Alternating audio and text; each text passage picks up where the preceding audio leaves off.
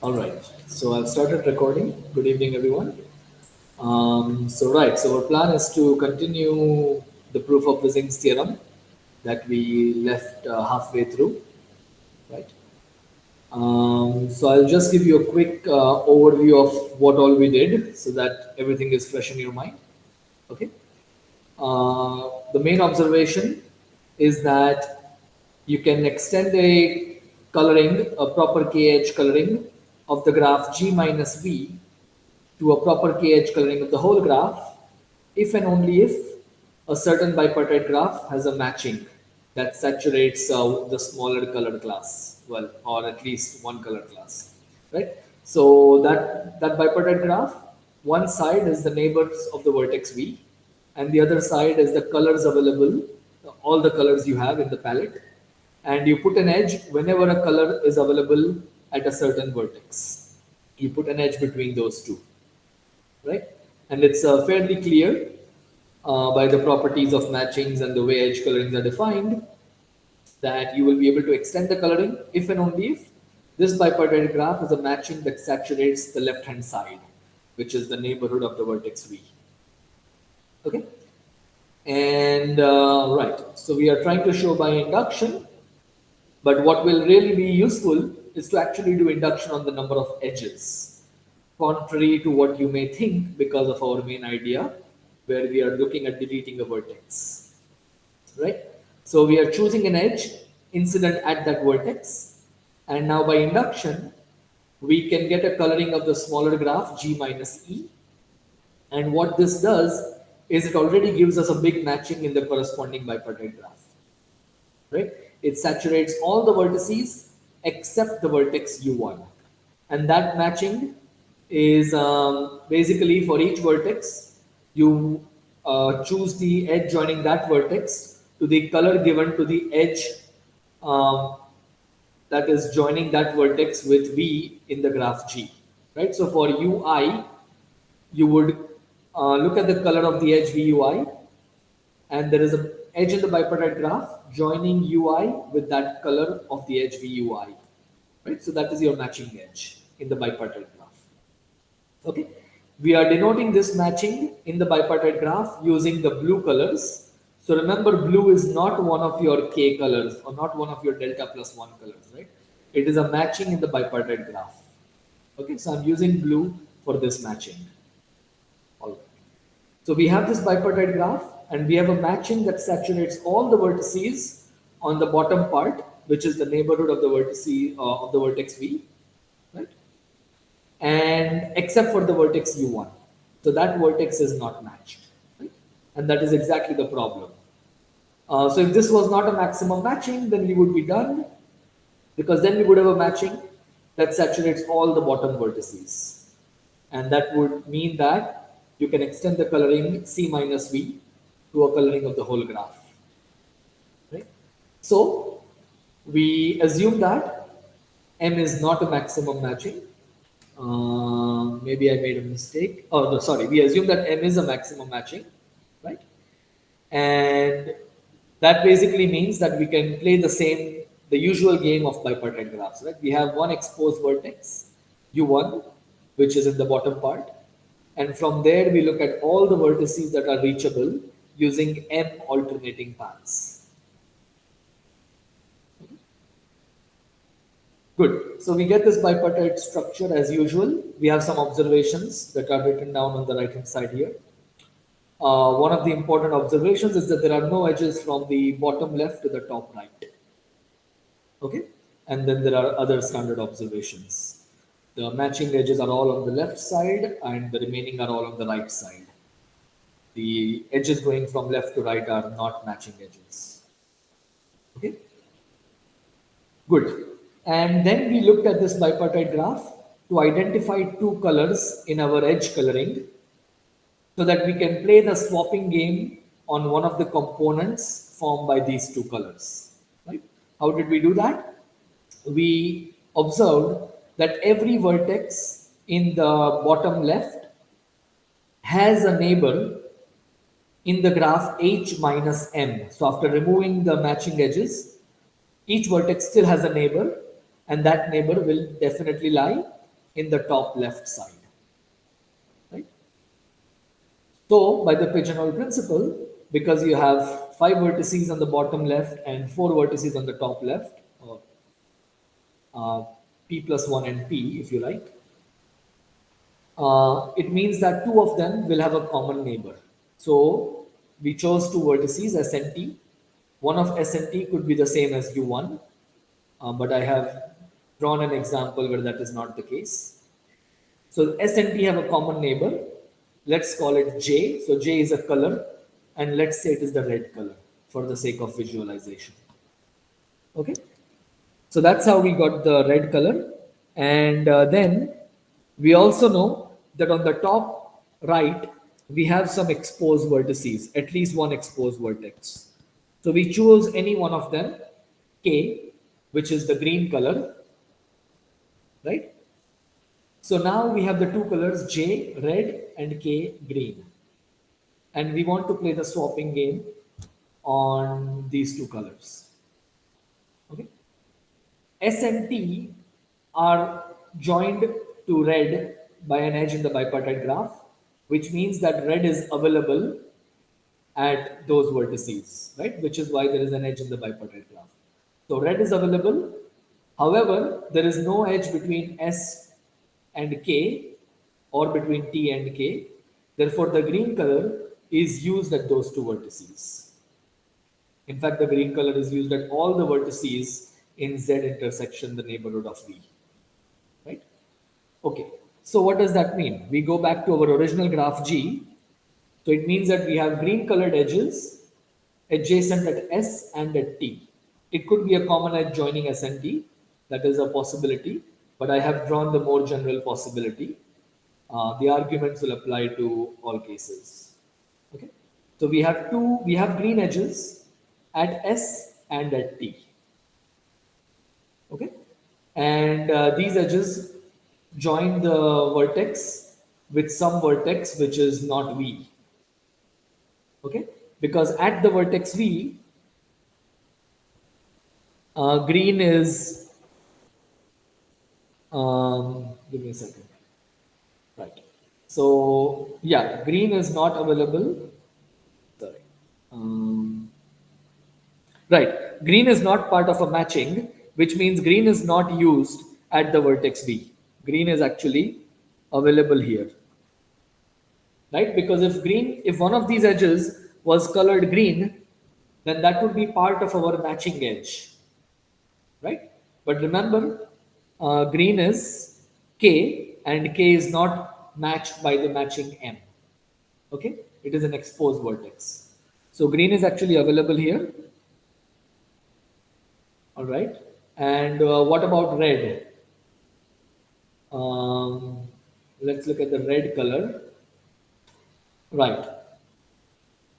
Red is on, right. Red is here in the top left part, which means there is a matching edge corresponding to the red color. And that means that the red color is used at the vertex V. Right. So red is used here. There is some edge that is red. We don't know which edge it is, but there is some edge that is a red colored edge here. Okay. Are there any questions or concerns at this point?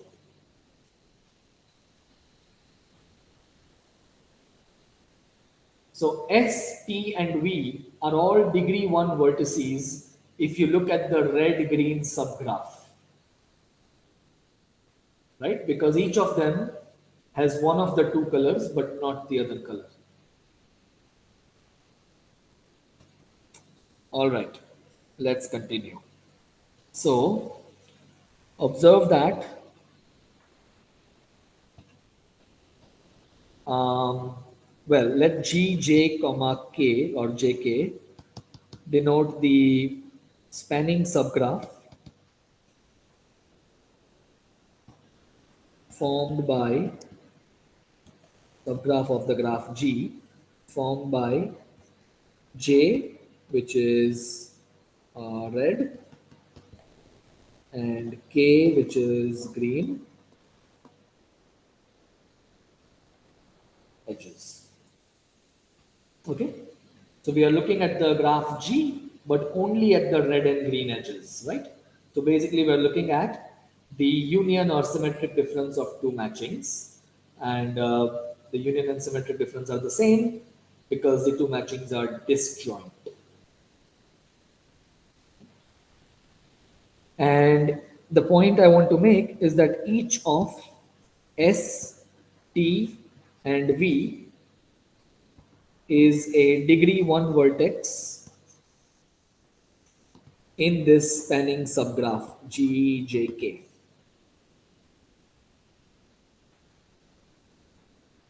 What does that mean? What do the components containing these vertices look like? And in fact, what do all components of GJK look like?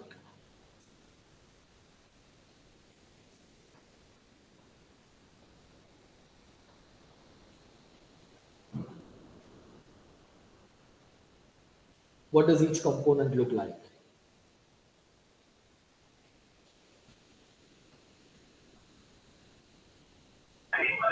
Alternating path. Alternating paths or cycles, right? But Yeah, then yeah. the components containing S, T, and V, they will have to be paths because they have vertices of degree 1. Right? So each Yes. component is a red-green alternating path or cycle, right? That includes isolated vertices. Let's not worry about them. Okay, we can think of an isolated vertex as an alternating path. Why not? And these components, the components containing any of these three vertices, any of S, T, and V are red green alternating paths. Okay,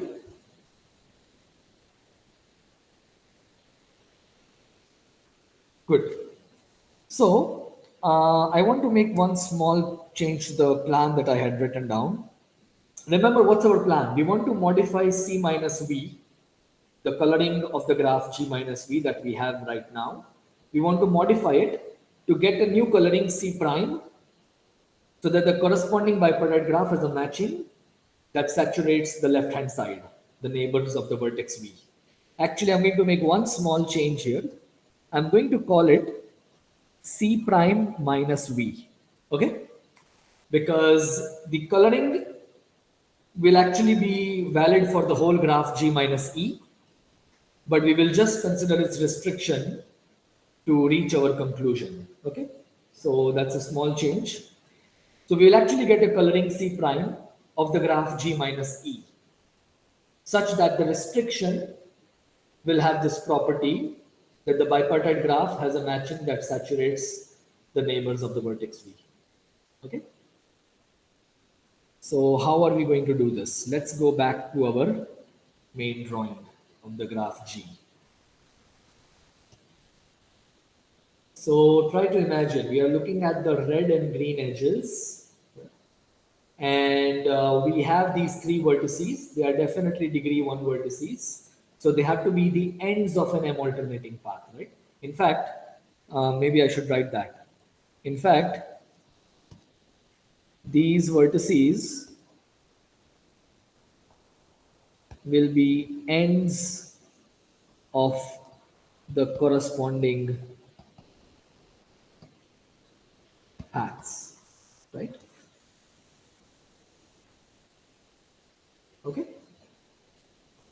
All right. So what we want to do now is we want to change this coloring somehow so that we get the desired property in the corresponding bipartite graph. So did anybody think about how to do this? Does anybody have any ideas of how we can choose a component so that we can show this property in the bipartite graph that the matching is no longer a maximum matching. We have a bigger matching and that will complete the proof. Did anybody get a chance to think about this?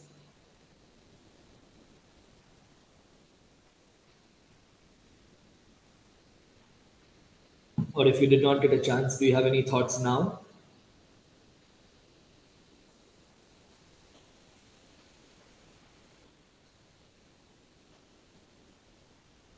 Okay, let me ask you one question. Right? I mean, we want to try to make use of the information we already have to reach our desired conclusion. We know that the current bipartite graph H already has a very big matching. So we probably should not lose that matching, right? We should probably keep that matching, and we should show that the new bipartite graph for the new coloring has an augmenting path with respect to that matching, right? If we can construct the coloring C prime in this way, so that the new bipartite graph has an M augmenting path with respect to the same matching, then we are done, because then we get a bigger matching and then we just go home, right? So, should we make changes to the coloring at the vertex V? Should we be making changes to our coloring at the vertex V? Or should we leave the vertex V without making any changes around those edges?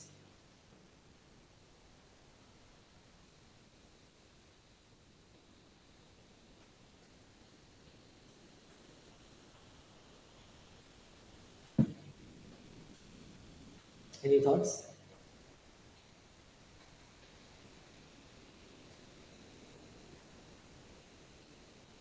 Remember, the matching M, it's because of the colors given to the edges joining V to the vertices that are neighbors of V, right? Except U1. So we don't want to change this matching. We don't want to destroy this big matching that we already have, because that was one of the main reasons to go by induction on the number of edges. So we won't make any changes there. Okay. What we will do is we will make some changes to this coloring in the graph G minus V. Okay. So that our matching remains a matching in the new bipartite graph. Okay. Maybe if you swap the colors green at SNP, uh, Aha. then Okay. green might become available at V. Right. Okay. So we'll think about completing the proof later. But right now you're saying that we swap colors at SMT. Okay. Fine. But we need to swap colors on the whole component, right? Right. Okay. Okay. So now we need to choose this component. So how do we choose a component so that the vertex V is not affected, right? We are okay with affecting SMT, both or one of them, but we don't want to affect the vertex V. Okay. That's the plan. So how do we choose our component?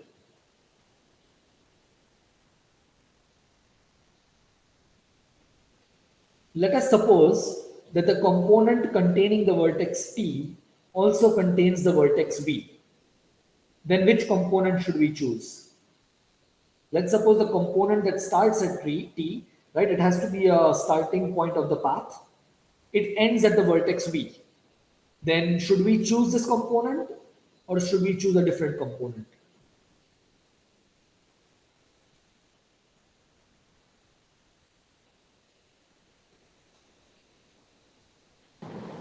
Right. So red edge can only be on one of SNP. In fact, it's not there at either SNT. Either SNP. Okay. Yeah. Uh, Mhm.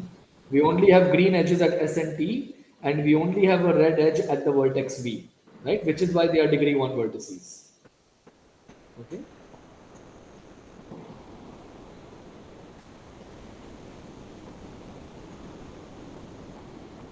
oh, right. So if they are degree one vertices, then all three of them cannot belong to the same component. All three of them cannot belong to the same component. Great. In particular, there has to be a component containing one of S and T and not containing the vertex V. Do you agree? Yeah. Exactly. right? For example, if the component starting at T ends at the vertex V, then you choose the other component that contains the vertex S. Okay, so this is an easy claim. There exists a component. What should I call this? I've used all. Okay, let's call it P because it's a path. There exists a component P in the graph GJK that starts at one of S and T and ends at some vertex W which is not equal to V. Okay? So I want a component that does not contain the vertex V. I can always do that. Okay? If one component doesn't work, I'll choose the other one. So this is easy. I won't write down the proof. Is everybody convinced that there is a component that starts at one of S and T and does not contain the vertex V? So it ends at some other vertex W, which could be one of S and T. W could be again one of S and T, right? Not a problem. Okay, so we'll choose this component and we will adjust notation so that it starts at S. Okay, so adjust notation so that P is an SW path, right? And W could be the same as T. W equal to T is possible, but W is not equal to V for sure.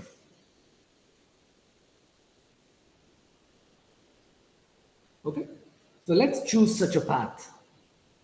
So let's go back to our graph G. Okay, and let's see what such a path would look like.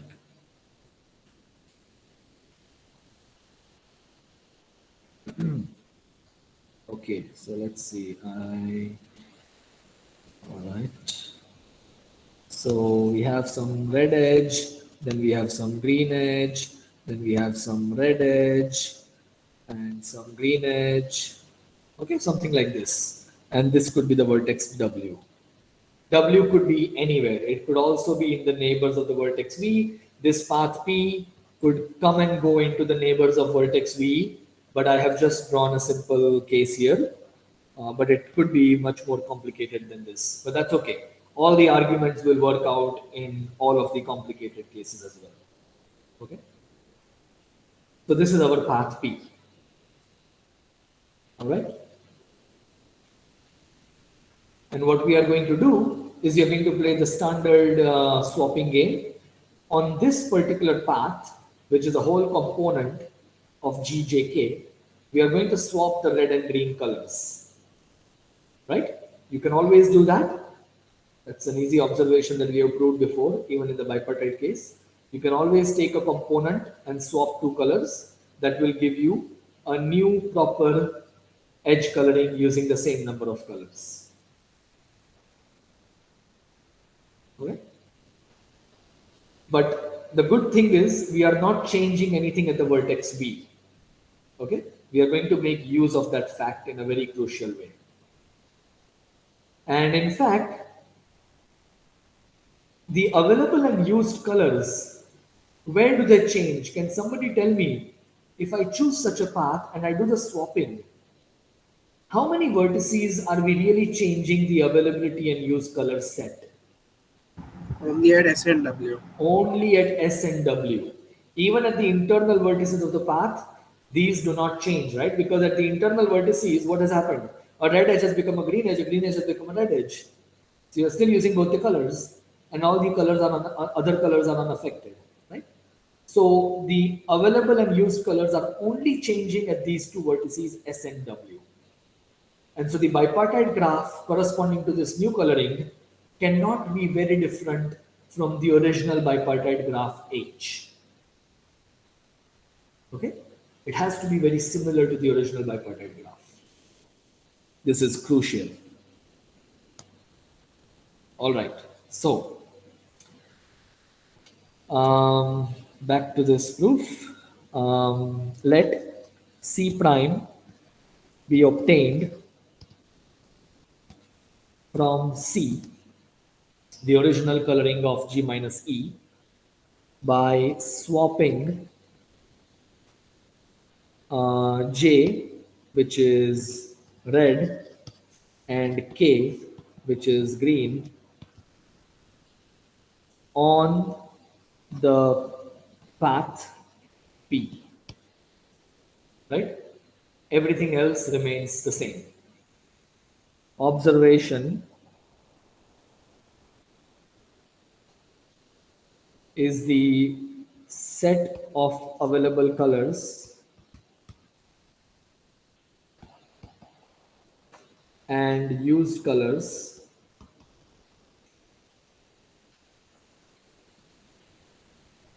at each vertex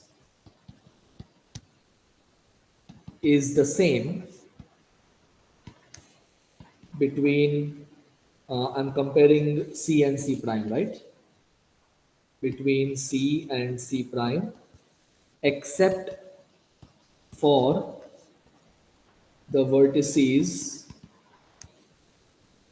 that are the ends of the path. The ends are S and W, right? Also, note that colors of all edges in partial of V, the edges that are incident at the vertex V, are unaffected.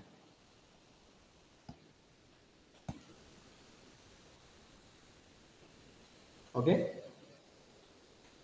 So we have a new coloring of the graph G minus E, right?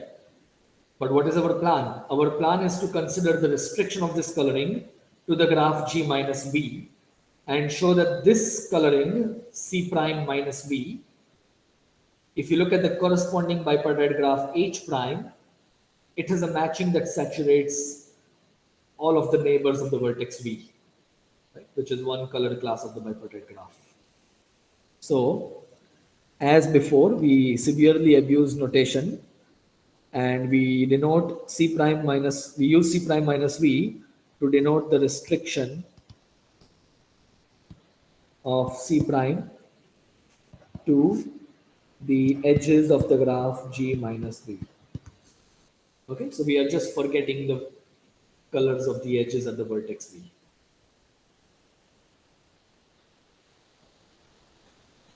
Okay, good.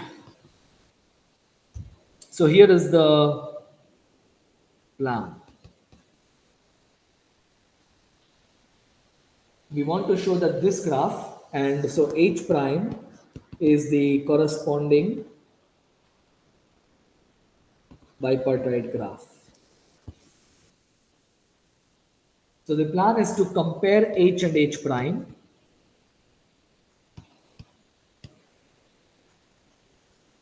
and conclude that H prime has a matching that saturates the neighbors of the vertex V. Okay, so we had this graph H. Let me remind you, this is our graph H, right? Which is a bipartite graph corresponding to C minus V. Similarly, we get a bipartite graph corresponding to C prime minus V. And we want to show that this bipartite graph H prime actually has a bigger matching than this one, right? Which means a bigger matching will saturate all the vertices on the bottom part, including the vertex U1. And so you can extend C prime minus V to a coloring of the whole graph G. Okay. All right. So, can anybody explain why M is a matching in H prime as well? I claim that M is a matching in the new graph H prime as well.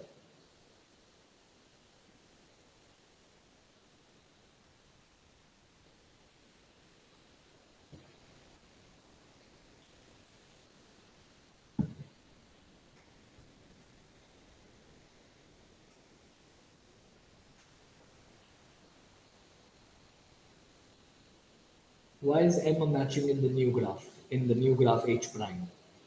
These blue colored edges, I claim that they exist in the new graph H prime, and if they exist, then they form a matching of the same size as before. What is the key observation that we are using here?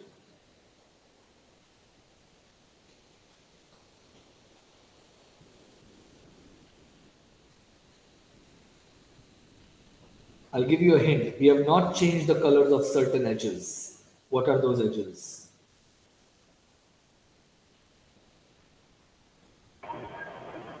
So we have just removed a red edge and connected that vertex to a green. Thing. Uh-huh. Okay. That is kind of true. But what specifically did we do? The matching came from vertices that we were connected to. Exactly. We did not make any changes at the vertex V, right? We left the vertex V intact. Those edges have the same color as they used to have in the past, right? And what was our matching? I think we wrote down somewhere, this is our matching, right? All of these are still edges in the new graph, H prime, right? For each vertex ui, you join it to the color of the edge vui because that color is available according to the coloring C prime, which was the restriction, right? So this, because C vui is the same as C prime vui, right? So let's see.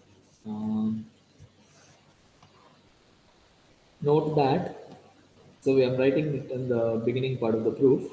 C prime vui is equal to C vui, right?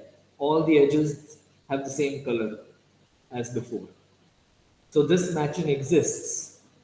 So let's just write it down. So observe, since the color of the word edge vui is equal to the color of the edge v ui as per the new coloring, for all I between 2 and r, M is still a matching in the graph H prime.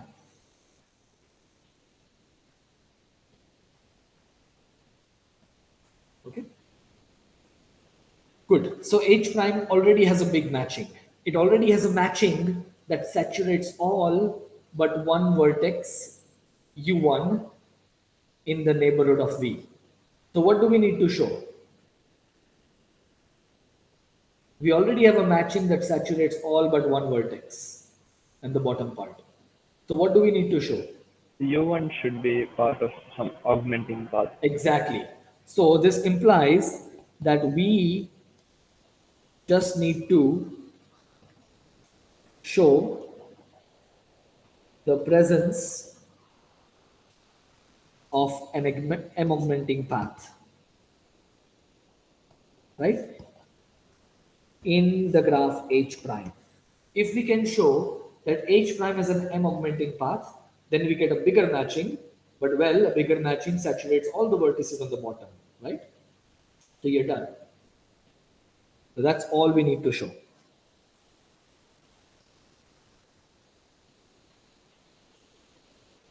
Good. Okay, great. Let's try to show this.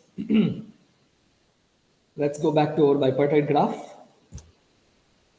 And let's try to show that there is an M augmenting path here. Clearly, an M augmenting path will have to start at the vertex U1 and eventually it will have to go to some vertex that is exposed, and that vertex will be in the top right part, Z bar intersection the colors. So you kind of expect that vertex to be K, right? Because we chose the color K, green. Okay. So we will actually show a U1K augmenting path. So we will show a path Q prime will be U1K augmenting path.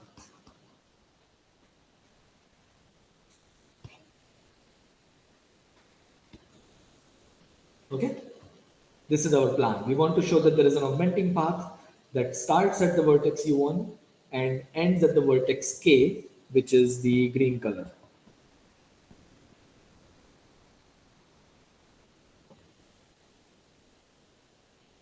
Okay. So how do we do this? Any ideas, any thoughts?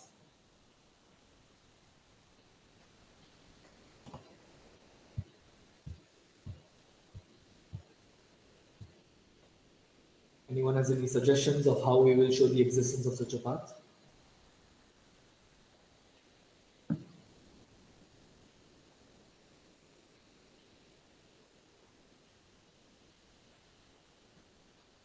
Because size of Z intersection colors has grown by 1. Hmm.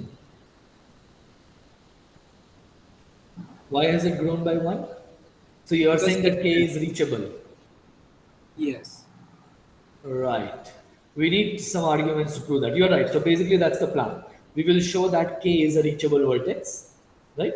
And that basically is the same as saying that there is an augmenting path from U1 to K, right? Okay. Okay. So we want to show that, but we need to show that, right? So it might already, you might already kind of see it, but we need to complete the details. Yeah, because S and T are in Z, right? Hmm. Okay. S is in Z, we know that. So let's make use of that, right? Because we made changes at the vertex S, right? So let's do this. So you are saying that S and T are in Z, but we made changes at S, so we want to use the vertex S, right? Since S belongs to Z, remember Z is the reachable vertices in the original graph H. In H, there exists an M alternating path Q from U1 to S. Okay? There So is some now path like this. green is available at S now. You are right, but we have to be slightly careful. So think about it. Why do we need to be careful? You are almost there, but you need to be a bit careful. Otherwise, you could be making a mistake. So we are starting at the vertex U1, right? Let me just make a drawing and make a path.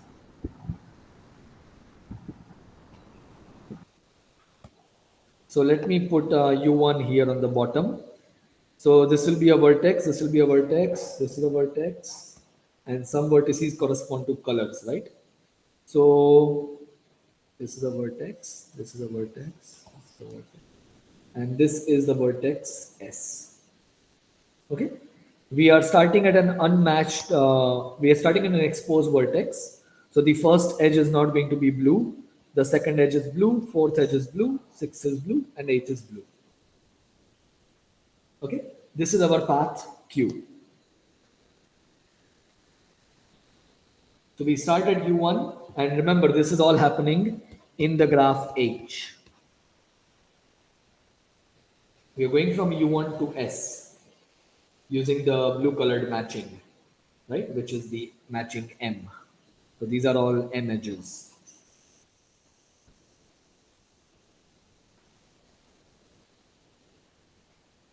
Okay.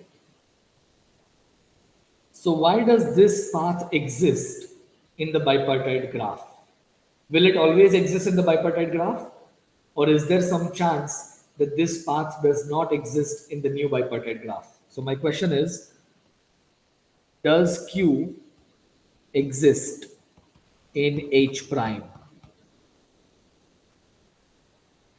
If not, under what circumstances may it stop existing? If not, when?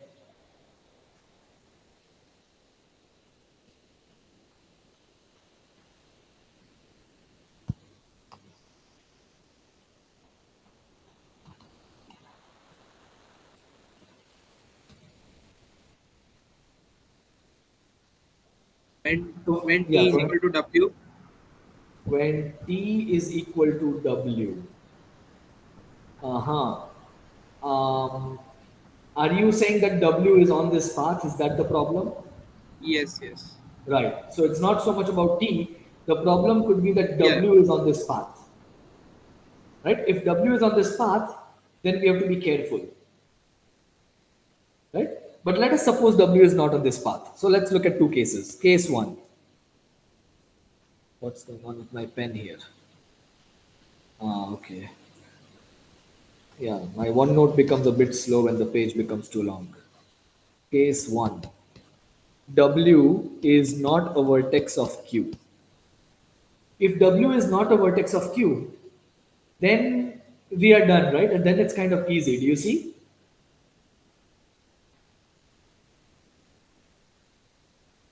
Because then all of these edges have to exist in the new graph H prime, right? All the edges of the path Q. Because remember, the only changes. Okay, so I think maybe I should write down this observation. Observation. H and H prime are the same except possibly except at the vertex um, S and at the vertex W if W is a neighbor of the vertex V. Remember, the bipartite graph, what are the color classes? The color classes are, one is the neighbors of the vertex V and the other is all the colors 1 to delta plus 1. We know that the available and used colors have only changed at two vertices in the whole graph, S and W. These were the ends of the path P where we did the swapping game, right? So in the bipartite graph, S will have some changes because you will have changed the availability of the red and green colors. The changes are actually very minor. And similar changes could also occur at the vertex W if W is in your bipartite graph, which means it is a neighbor of the vertex V. If W is out there, like I have drawn in this example, right? If W is somewhere else, not in the neighborhood of V, then actually that's not even possible. Okay, good. So if W is not on this path Q, which is our M alternating path in the original bipartite graph H, then all of these edges until you get to the vertex S, they also exist in H prime. Note that this blue colored edge, which is incident at the vertex S, is also in the graph H prime because M is a matching of H prime. So in fact, H and H prime do not differ in the matching M. Also, M exists in H prime. It is the same matching, right? So the last edge can also not be affected even if it is incident at the vertex S, right? Good. And all the edges before that, they are not affected because W is not on this path. That is the case we are looking at. So this means thus Q exists in H prime and it is an M alternating path in H prime. Good. So Q is starting at the vertex. Let's go to our bipartite graph. You're starting at U and you are eventually arriving at the vertex S, right? And it also exists in our graph H prime. So although this is H, the same path exists in H prime. So now can you convert this into an augmenting path? I think Kapil already mentioned that you join S and K because now K is available at S, right? We swapped the red and green colors. So previously the green color was being used at the vertex S, but now it is not being used. So now the green color K is available at S, which means there is an edge joining S and K in the new bipartite graph. Right? Also, SK is an edge of H prime because of our swapping.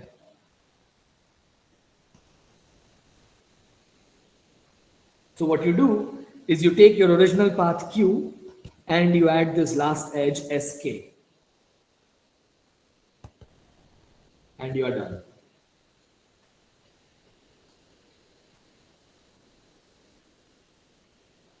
Right? Are there any questions or concerns regarding this argument?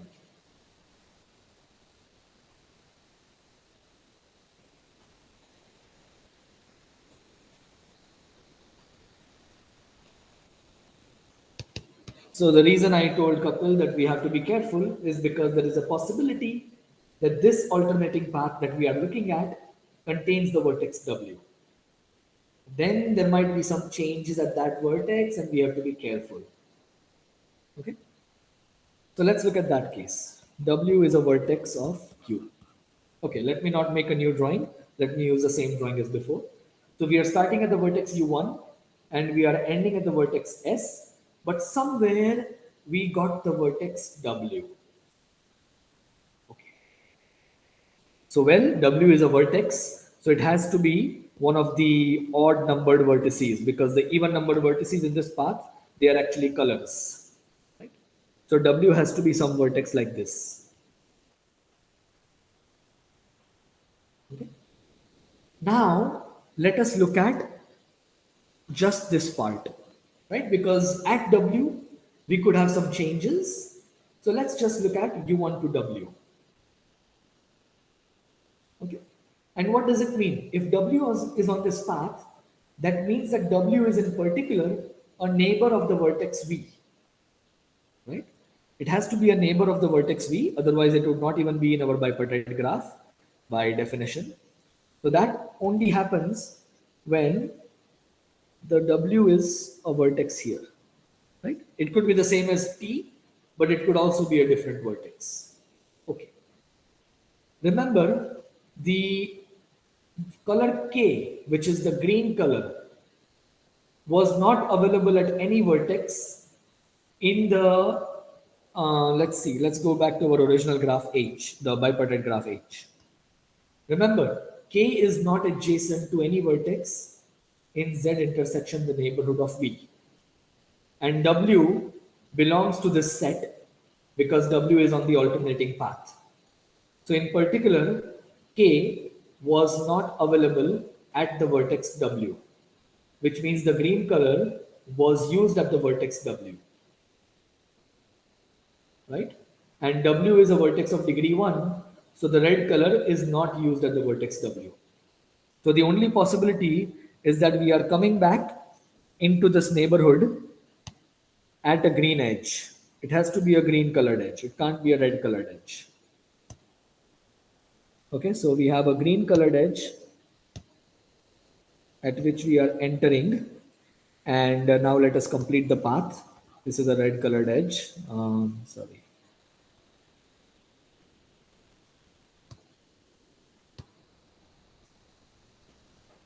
My OneNote is starting to hang. Sorry about that. So this is a red colored edge. Okay. And this is our path P.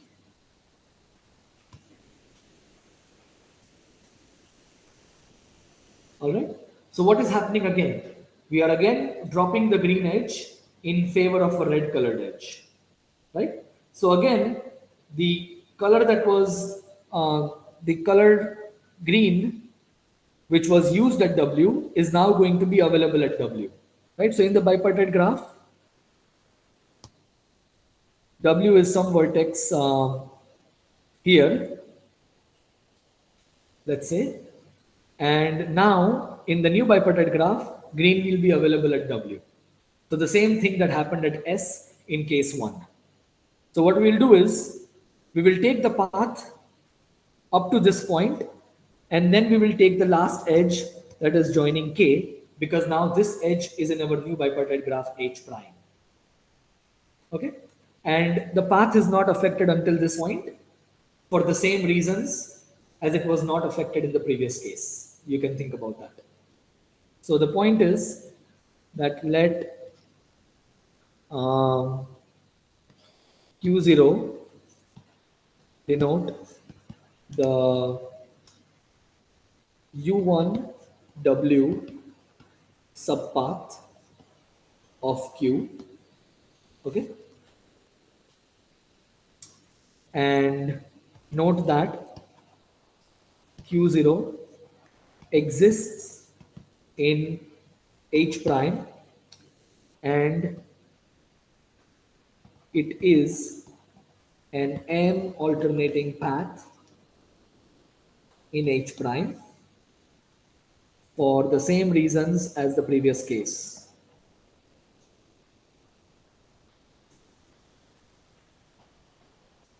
Case 1. And now you take that path Q0, which is ending at the vertex W, and you add the edge WK, right? Which again exists. This belongs to the edges of the new bipartite graph because of the swapping.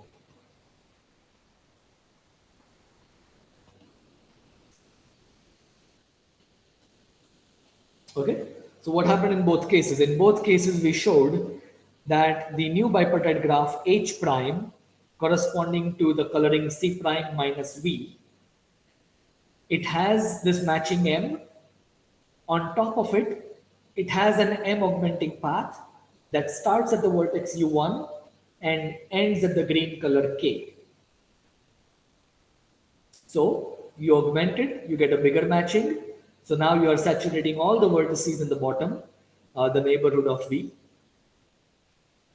And now C prime minus V can be extended to a delta plus 1 edge coloring of the whole graph, proper delta plus 1 edge coloring. Okay, so this is it. I mean, I won't write down all of this. We have already discussed why this is enough. So in both cases,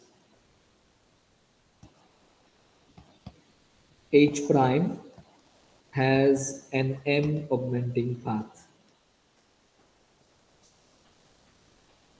And this completes the proof of Wissing's theorem.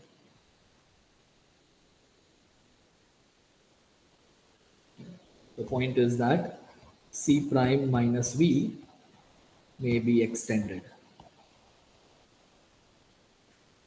to a proper delta plus 1 edge coloring of the whole graph G, which will include the edge E, right? So that's it. That is the end of the proof. I think I went 10 minutes beyond, but I'll stop now. Are there any questions or concerns? I think it's probably one of the most non-trivial proofs in this course.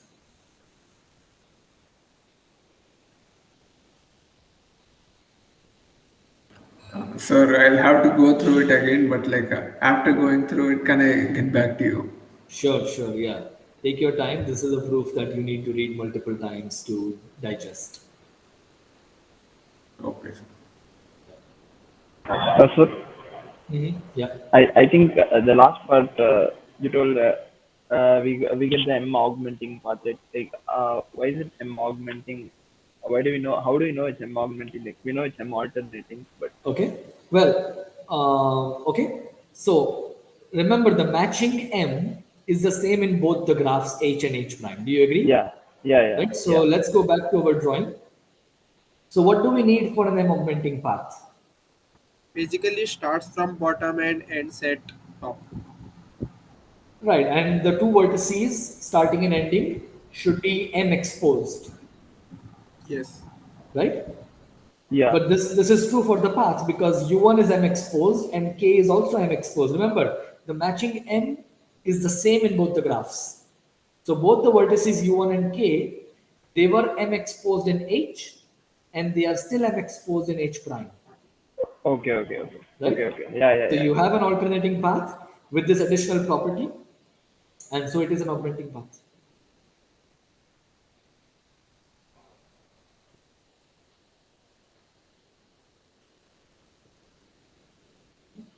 I'll just make one comment. This proof, and basically, I think almost every proof we have seen in matching so far Yeah. Yeah. Got can it. be Got it. converted Yeah. into algorithms. So all of these proofs are constructive. You can actually get a proper delta plus one edge coloring algorithm from this proof. Okay, if you just follow this proof, you can get your algorithm.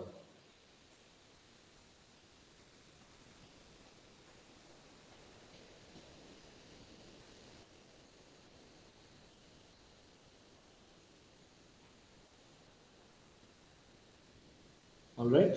Any other questions or concerns? I'm still here for another 5 minutes or so.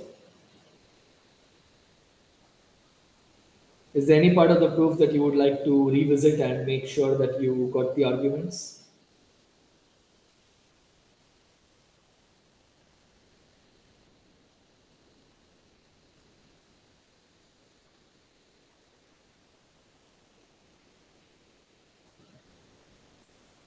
Okay, if not, feel free to leave the meeting. I'll stop recording now so that the recording doesn't become too lengthy.